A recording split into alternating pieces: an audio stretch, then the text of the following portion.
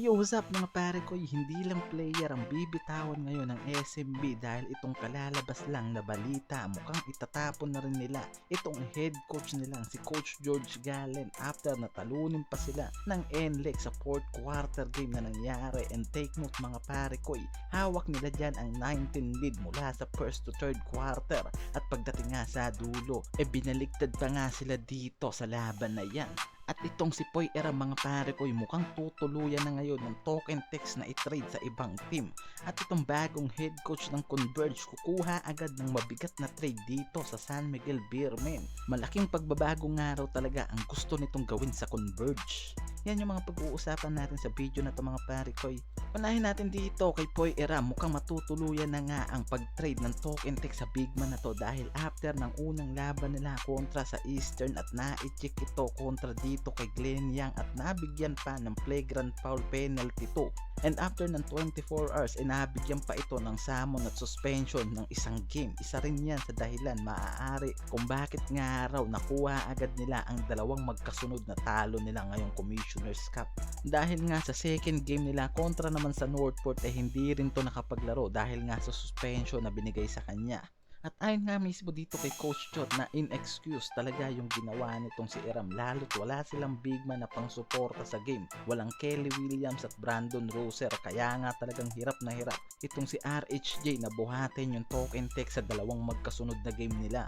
Kaya nga tinatanong nitong si Coach Chot Reyes bakit nagpadaan nga raw sa init ng ulo itong si Eram. Diyan na rin mismo nabuo yung potential trade na mangyari na nga dito kay Eram. At tuluyan ang bitawan to ng tropang Giga dahil umiinit na yung mata ng management sa center na to. Even na mawala nga sa kanila yung big man na to hindi naman sila papayag sigurado na mawalan lamang dahil paniguradong kukuha to ng mas better pa dito kay Eram. Kaya ngayon mas nagkakalaman pa yung potential trade nitong si Eram ngayon. Paniguradong maraming team din naman ang nakaabang sa big man na yan. Samantalang itong SMB ngayon mukhang nakita na yung malaking problema nila hindi lang basta sa mga players at import nila dahil ngayon mukhang nakita na rin nila itong head coach na isa rin sa malaking problema nila ngayon at mukhang matutuluyan ng itapon to ng Beermen dahil after ng pag-collapse nila kontra dito sa NLEX. Isipin mo naman mga pare ko 19 yung pinakamalaking lamang nila mula pumasok yung 3rd quarter game pero pagdating sa dulo tinalo lang sila ng NLEX sa 5 kalamangan. And after nga nilang matalo nagkaroon ng malaking dugout and R itong mga deputy at mga coaching staff ng Beermen dahil malaking upset nga yung nangyari sa kanila dyan. At itong team governor nilang si Robert Nunn at team manager nilang si G. Abanilla nag-walk out sa meeting na yan.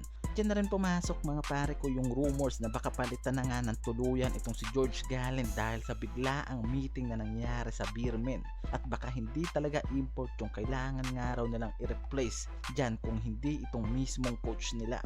Isa sa pinakamatunog na pangalan nga mga pare ko na pwede nilang ipalit bilang head coach nila itong 1996 best import na si Sean Chamber na naging assistant coach noon ni Coach Jot Reyes sa TNT at naging consultant coach naman noon ng Gilas Pilipinas under Coach Jot Reyes pa rin at ngayon nga nag-head coach ito sa FEU Tamaraw.